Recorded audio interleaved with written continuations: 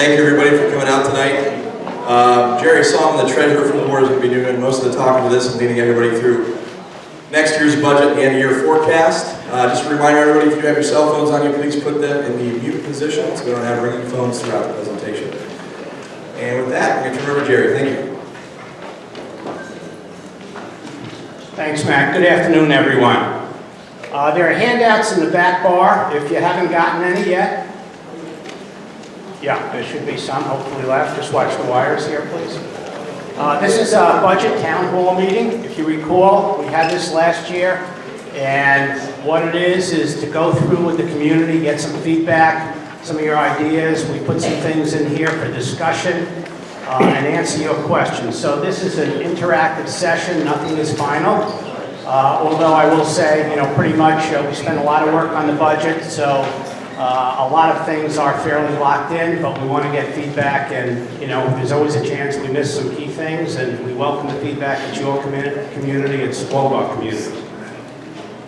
So with that, let's go through where we are. We have a full agenda. We'll go through what we see happening for 2018, and I want to walk you through a little financial history, a quick pass of what it means for dues and special assessments in 2019, some of the changes we're proposing for 2019, and then we'll get into the budget, reserve funding, capital plan, beach club, etc. We'll talk about updates on Hurricane Irma, litigation, Limestone Trail, and then we'll get into a subject called strategic planning, and then we'll talk about the elephant in the room, lakeshore restoration. We expect there's a lot of questions and items to discuss there. We'll do it as best as we can, but we wanted to save it for the back end to make sure we get through the budget, which we have to do within a certain time frame by statute. So with that, we'll proceed. First of all, where do we expect 2018 to fall? What we have here is, this is just half of the P&L, the revenue section, and you can see food and beverage. We're going to do about $100,000 better than last year, or excuse me, better than budget. It's a 12% increase. Otherwise, everywhere else, it's going to be pretty close to budget, except the other category. And there's a lot of miscellaneous things that flow into that, including late fees, collection fees, administration fees that we don't budget for because we can't predict, we don't know if we'll collect.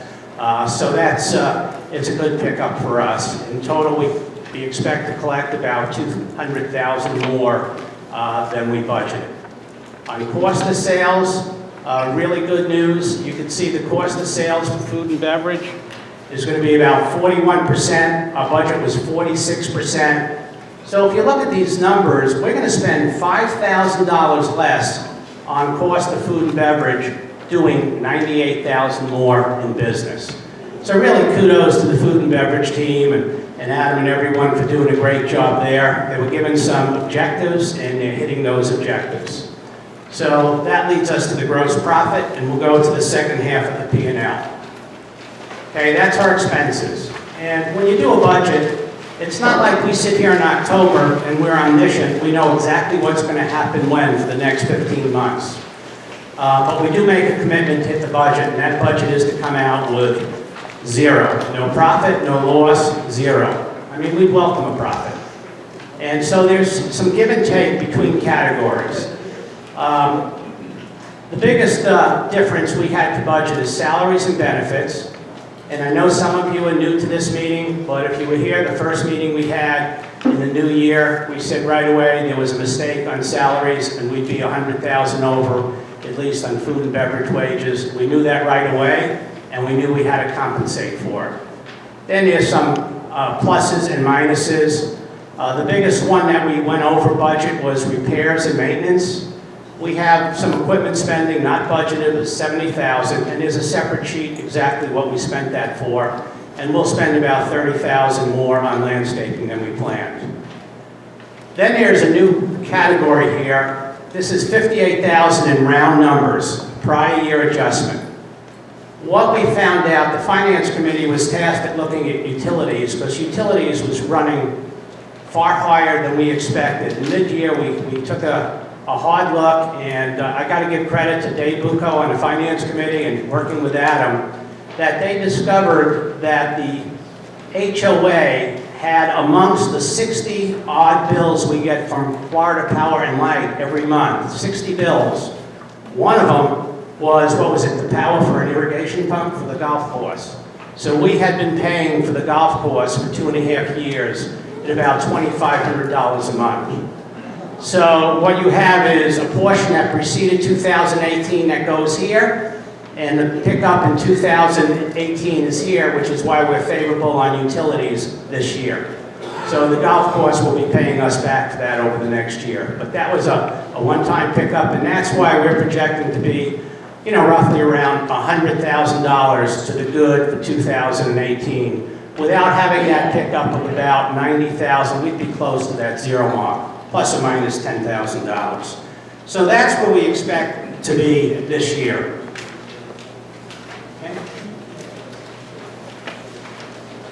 Okay, that's everything on one page. You have that in your handout. Capital spending. One of the things when we budget is we don't budget capital spending. Okay, and if we're going to improve this community, we're going to have unforeseen capital spending and some planned capital spending. We had to get a maintenance vehicle. We put in some more security equipment. In the next 2 weeks, 2 or 3 weeks, we'll have some new fitness equipment. We had a lightning strike hit our server. We had some work earlier in the year on the gates and some miscellaneous items. So we spent a little less than $100,000 on capital spending, and we really don't anticipate that in our budget, which you'll see when we talk about 2019, we are going to budget capital spending. It does come up every year. We don't exactly know what it's going to be, but to not put anything in the budget would be an error as well. So we could talk to that more as we get into specifics of that, okay? Before we move forward, I think it pays to go backwards a little bit and look about a little bit about the financial history of our community. And what these are is the audited financial results for the last 3 years, our forecast for 2018, and 2019, since we forecast zero, you don't see the bar because it resides right on the line. But what has transpired over the last few years is the community was turned over by the developer in 2015. I believe back then accounting firms were switched. It was a mess. Is that fair to say, Cheryl? Is that a fair descriptor? So in 2015, there was a little bit of a profit, but in 2016, there was a significant loss at the quarry, much less getting things back in control in 2017, a little bit of a loss, and as you see, we project a profit of a little over $100,000 in 2018. And so we want to be on the same track of having just green bars, not red bars, okay? Now, what's significant about that, we talk about losing money in here, and yet, on the next slide, at the same time we had the biggest loss, we had 2 years of decreasing assessments. So, it's fair to say in 2014 and 15, there really wasn't the kind of insight that we needed, number one, and number two, the developer was subsidizing things. And as a result, assessments were going down while the losses were going up. And I know there's been a lot of, feedback. We had hate to remind you of this number, but it's fact, and we're totally transparent. We had a 17% increase last year because we're making up for some lost time. Okay, we have to get this community on the proper financial footing. And that's what we're doing as we go forward. The last piece of that puzzle when we look at the financial history is we had a reserve fund balance that you could see from 2014 to 2017 really didn't do much, didn't grow much, marginally increased. And yet when you look around the community, the infrastructure is 10 to 15 years old here. So we need to catch up, and we'll continue to catch up, and I'll talk about this a little bit more later as we look forward rather than backward. So I just wanted to make everyone aware of that's where we're coming from, okay? So getting right to the point here, what does all this mean as we talk about new 2019, and we're going to get into specifics. We don't like it any more than you do. The board certainly doesn't. What we're looking at right now, annual dues increase at the master level of 9% and at the neighborhood level of 4%. The amount per home, ignore that number, it's still a little bit in flux. But it won't be terribly different, probably plus 150 to maybe minus 50, but we're still fine-tuning that. And we will be looking at it's really one special assessment that are going to have 3 line items. And we're going to explain all of this in detail as we go. We're just giving you the headlines first. We're going to have a special assessment for Hurricane Irma, one to continue with the Pulte litigation, and one for Limestone Trail, and that's going to total $630,000 or $700 per home. And there is a little magic about that number. We don't want to do anything behind anyone's back. The board is allowed to pass a special assessment in that amount without a vote. Okay? And that's what we will be doing at the next board meeting. You know, if we need 20,000 more, we do not want to go over 630 because then we need a formal vote, and that costs us $12,000 to do. And we don't want to waste $12,000 in doing that. Okay? Now, when we look at this special assessment, it does not include anything to do with what's going on the Lakeshore Restoration. That's completely separate. That's owned by the CDD. Paid for by us, but owned by the CDD.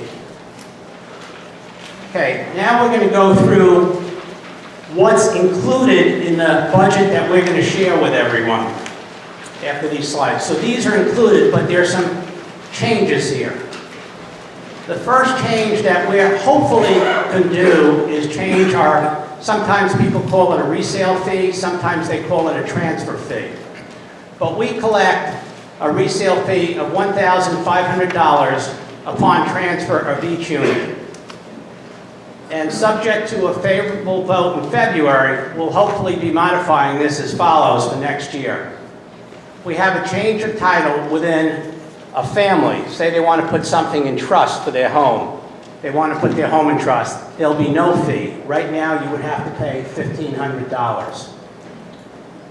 If we have a change of title because someone's doing what I've heard some people say, the quarry shuffle, moving from one home in the quarry to another, it'll be $1,500 as it always was.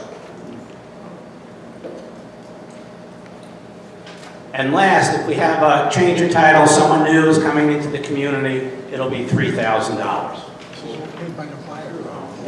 Yes, it's paid by the buyer. Yeah, right. It's part of the sale price. Who really pays or absorbs it? That's it's part of the deal, okay? It's part of the deal. So that's what we're doing. We looked around at other community fees to see, are we being reasonable? And we feel the new transfer fee is very competitive with other communities in the area. So nothing unusual. And you might ask, why are we doing that? It's real simple. We need to collect more revenue. Otherwise, the percentage increase will be even higher, and we don't want to do that. It has a pretty big impact. Okay? The impact of the transfer fee for the 2019 budget, we assumed 60 homes will turn over. If you look at the last couple of years, it was 52. Our forecast for this year is 52. For 2017, it was 73. So we're expecting on 60 homes, you know, we would collect about $157,000 if we assume most of them are third party. We have some quarry shuffle. We have some, you know, just change of title within the same family to a trust. So if we just did 60 homes at the same $1,500, that would be $90,000 in proceeds. What this would do is bring the proceeds up by quite a bit, as you can see. It'll increase it $67,500 a year. So if you want to know why we're doing it, that's one reason. It's competitive with all the other communities in the area. We think it's reasonable. Now, this was proposed once before, and it wasn't favorably received.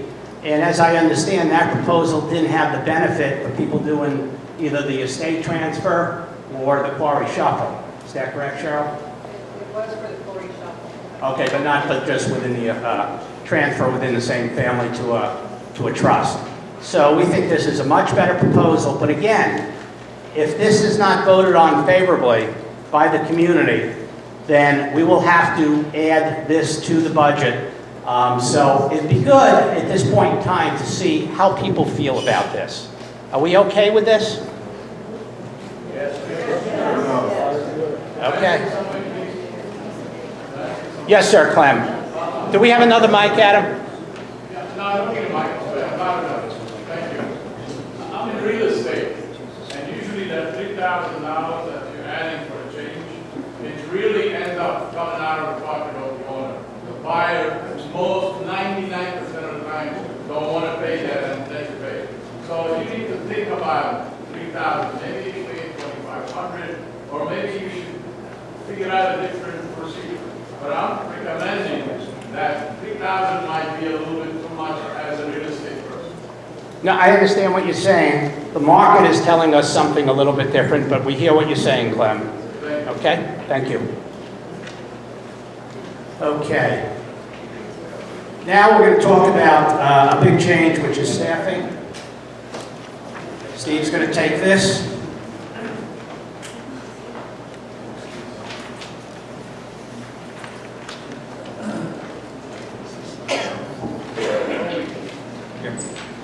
Okay, thanks very much. So, we felt, and I think we've gotten plenty of feedback over the years, that some of the maintenance in the community, some of the management in the community is not at the level we want. Adam has asked for help in the past, that there's so much going on at the general manager level that it makes it very difficult for him to handle the workload that goes with the day-to-day operations. So we did some research on like communities. I do have a backup packet, it's PDF, so it's not in here. But we looked at 4 similar communities, and every single one of them had a licensed community manager, community association manager, as an assistant. And this person takes on the day-to-day responsibilities with running the maintenance of the community.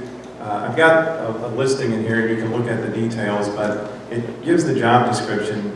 They're the person responsible for making sure our community is properly insured, that the homeowners' voices are being heard and brought into the general manager in terms of things that need to be improved. Not in all communities are they responsible for maintenance, but in our community, the proposal would be for the general manager to focus on the overall development of the community, the good of the community. There's an awful lot going on. I'll show you an organization chart here. And this is the current staffing that we have. We have a general manager and 5 direct reports outside of the assistants in the office. We have a director of lifestyle, a director of tennis, a director of food and beverage, an executive chef, and right now a maintenance supervisor. The proposal is to add 2 full-times and 1 seasonal position. So the community manager will take over the responsibility for all the day-to-day operations that I talked about, and we will add a second maintenance person.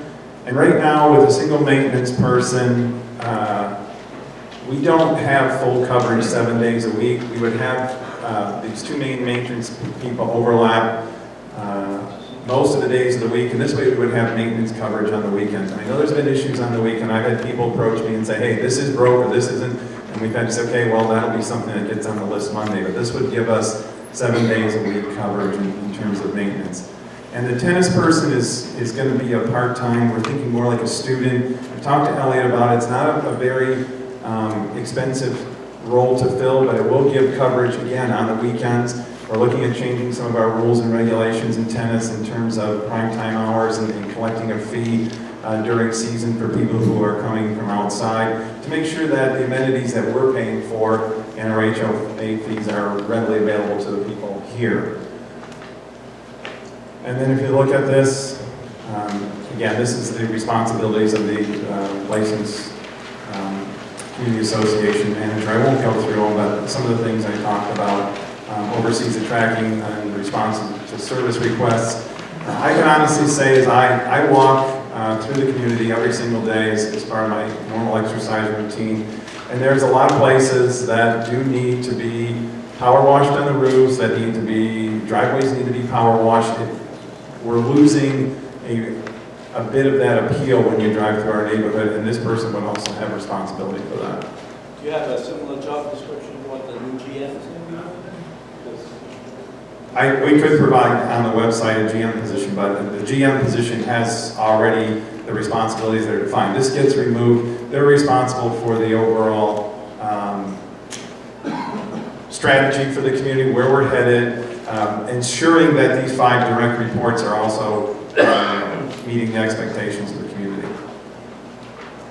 Yes. So since you're adding additional staff, you still need 2 other people going to the general manager, like admin assistant and receptionist? I do have job descriptions for those. I didn't put them in here again. I'll make that available. Without the assistant manager, I can understand having your assistant do more work. But now you're adding a whole layer of people here. I wouldn't call it a layer. I mean, we've shifted. I'm getting out of a layer. There's no change in layers. If you look, there's still the same number of layers as the position. Adding more people. Who are the G4? What's that? G4S is our outside security. Where would they be? It was Securitas. It was listed as Securitas. So the next We- question about the administrative assistant and receptionist. And again, the receptionist and administrative assistants, I can provide the details of what they do on a day-to-day basis, but a lot of that is collecting of your dues, of taking in any of the calls to the office on issues that might be happening, etc. I'll have to get you a copy of what the job descriptions are. Seems overkill.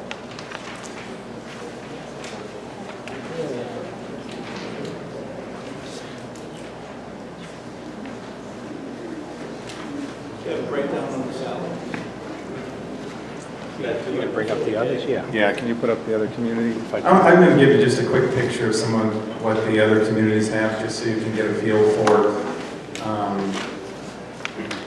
And again, every community is different. We have the lakes, a little bit. Others have more restaurant services, more in-depth services, if you will. How do you move it over, Steve? And we'll have to share the office over here. There you go, right there. Okay. It's not switching on the screen, only on yours. Why is that going up there?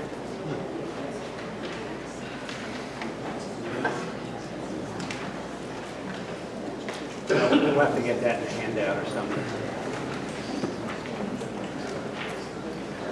Not up there. We got to copy it over. Is that? Need like a 15-year-old kid to show you.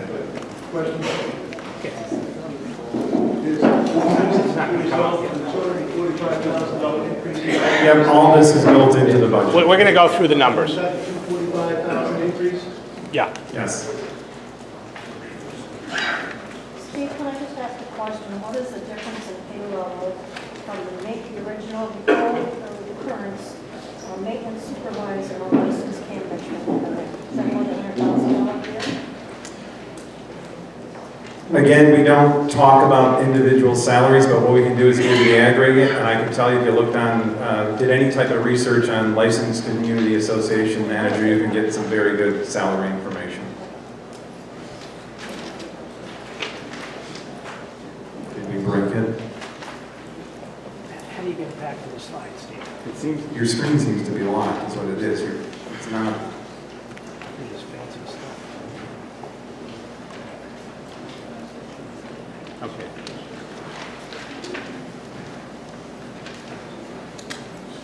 Okay, I will make available the PDF on the website, or I'll have Tina send a link so you can take a look at what the other communities have, as well as the 2 job descriptions for the office personnel as well. Yeah, there's 4 more pictures that we can't get up here of communities. And when you look at that, you will see in no case have we approached the staffing of those other communities. It's amazing how much staff some of these other communities have. And we always get feedback all the time. How come this is done? How come that is done? How come, there's garbage on the sidewalks? Or how come this? And there's a reason. What's the And we're name trying to of it? rectify that. What's the name of the other communities you're referring to? Steve, what were the 4 communities? Verona Walk was one. What were the others? Village Walk was one. Oh. Again, At the end, we'll try to figure out how to get this on the screen if you want to see. We'll show you that. But it's going to be posted on the website. Okay? May I ask you a question, please? Absolutely. Does anyone know where the other mic is? That's okay, I'll speak loud. Yeah. Yeah, but you do that, but they still can't hear you on the other side, so, it needs to be there? Okay. Buy 2 mics. 2 mics, can't buy, I'll buy you one. Okay, go ahead. Go ahead. The chart, just the previous chart, shows 3 new head count. Showed what? 3 new head count. Yes. But, looking at the org charts, it indicates, it looks like to me there's more than that, because we have a little box called 4 GSCs. I assume that's security, but why aren't they, since they were on one chart and not on the other? Can you explain that? So it's pointing out that the licensed community association manager will be responsible for the security group instead of general manager. Yes, but where are they on the current staff? We had Securitas. They were in place, it's just a different company. But It was just left off that chart, that's what it said. There's no difference. an outside service inside? We've always had an outside service. We just switched it. There is no difference in the way the outside security service is being treated. It's an outside service. It was just not put on that first chart. It is on the second. And that's all we were trying to do is point out who was going to be responsible for it. So that's an inconsistency, but not in addition? Correct. Okay. Absolutely. For information's sake, I would like to see the total head count, 18 and 19, total head count of employees. Sure. So, It's pretty much on that sheet, though. no, because they can't tell plurals, right? You can't tell what? Plurals, if it says, if it indicates more than one, well, I want to see, for instance, The restaurants. Okay, got it. Yeah, okay, for sure.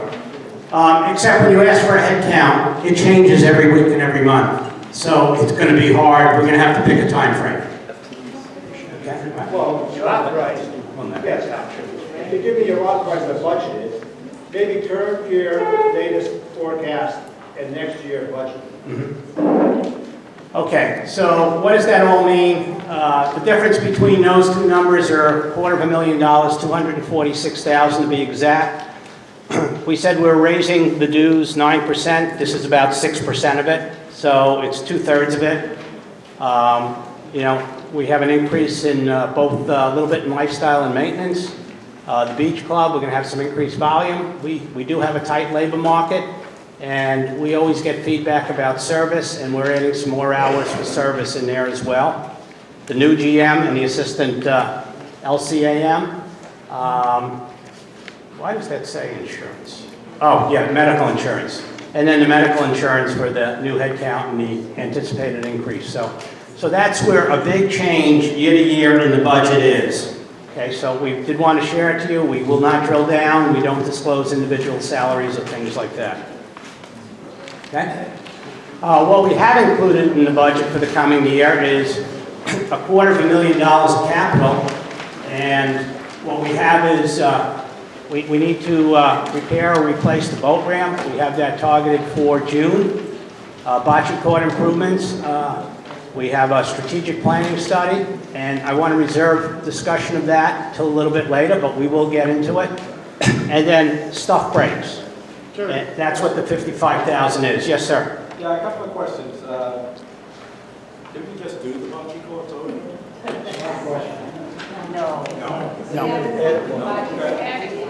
We added one.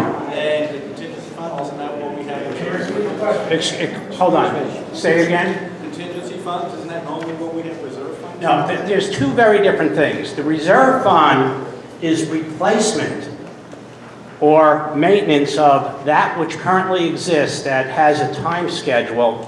For instance, we'll talk about replacing, say, the carpeting in this. It wears out. Or replacing a roof every 30 years. It is for nothing new. If something broke that's on that reserve study, the money would not come from here. It would come from the reserve study, okay, those funds. But there's nothing in the reserve study for a boat ramp or bocce court improvements or any of those things. So each year when we spend, sometimes some is from the reserve study, and you'll see that what we spent this year in the reserve study in a couple of slides, I think. But anything that we want to improve, you got to understand, if we want to improve this community in any way, shape, or form, we want to make it better, we want to keep up with other communities, it doesn't come from the reserve study. It has to come from new capital spending. So think of maintain is the reserve study, improve is capital spending, okay? Excuse me. Yes, sir. Oh, Kevin, excuse me. The repair and the replacement of the boat ramp, is that not part of our lawsuit against Pulte? Yes, it is. So what, if we do wind up getting money? Then there's a lot, just like the lake restoration, hopefully is part of the lawsuit. You know, who knows when we're going to get it, and then we have to decide what we do with those funds. Excuse me. There's one over here. Can you tell me exactly what 50,000 is for the bocce court? So here's a cover, we'll cover it a little bit, there's a photo to give an idea of what we're thinking to improve here. You want Thank you. It's what?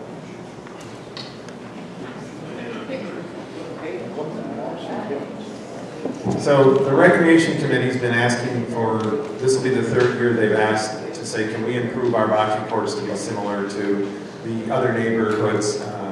And a number of the guys and ladies that play on leagues do go and see a markable difference. This is one of the communities here. You can see this is brick pavered all around. You step down into instead of wood and stepping over. The sides are all concrete. It's brick paved around. The awning is not hanging over the clay so that the water runs down and drips into it and damages the clay. And simultaneously, the thought is if it's possible, the pickleball courts right now, if you, for instance, went on Sunday, when you have a men playing, which I do a lot, we'll have 12 people and 4 people have to kind of stand in the corner. The idea is to, if you look off to the right there, there's a pickleball